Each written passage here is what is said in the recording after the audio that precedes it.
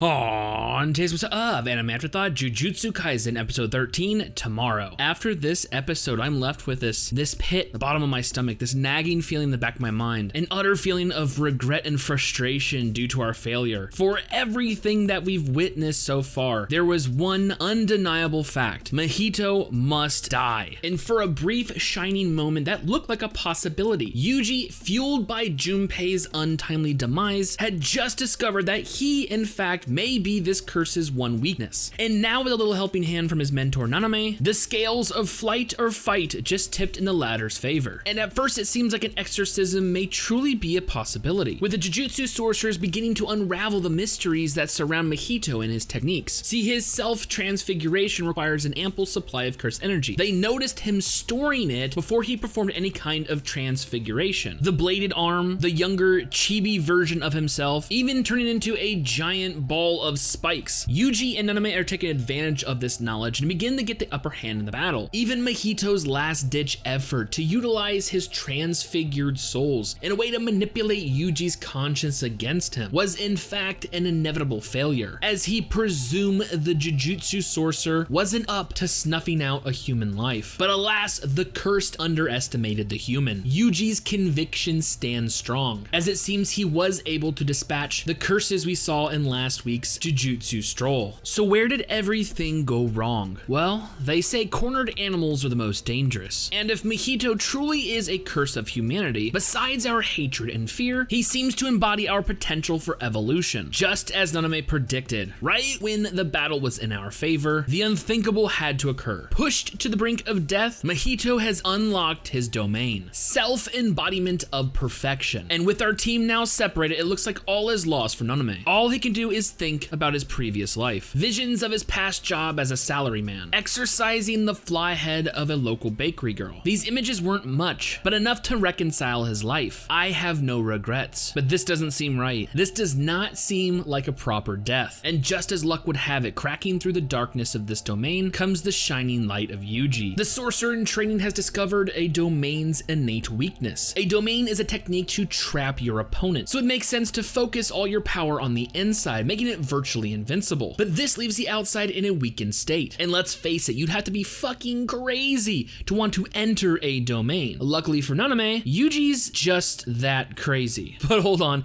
it gets even better. Remember the properties of a domain? A guaranteed hit. And now that Yuji has entered Mahito's domain, it's like Mahito's trying to manipulate his soul once again. And we all saw how well that turned out last time for him. Once again, face to face with the king of curses, this time Sukuna is not so merciful. No warning, just a bloody, brutal attack. And with it goes Mahito's domain. Finally, the end of the battle is within Yuji's sights. And with it, one more divergent fist. As Yuji races to deliver his farewell punch, it looks like Mahito is gearing up for an attack of his own, manipulating his own soul and expanding his body to gigantic proportions. But even so, Yuji's final attack makes contact. And just like that, the balloon man gets popped. But alas, this was not meant to be. This was all a diversionary tactic. Mahito has officially escaped, and it seems that all the wounds from the previous battles are finally catching up with Yuji. So unfortunately, there's no justice for Junpei. But in reality, it looks like he's left his mark. It seems the school is finally taking a more proactive approach when it comes to bullying. The teacher, as well as the student that burned Junpei, have to reconcile with the parts they played. Unbeknownst to them is the true tragic ending to Junpei's story. But the greatest effect he's had seems to be on Yuji, reinvigorated to never lose again. I have to say, overall, I loved this episode. Aesthetically, it's one of the best we've seen so far. The fight was dynamic and fluid, and just, the choreography, the camera movements, their angles, it was just, I've seen full-length features with lesser effort put into it. I mean, this episode looked and sounded amazing. It just happens to be so unsatisfactory because Mahito got away, and just,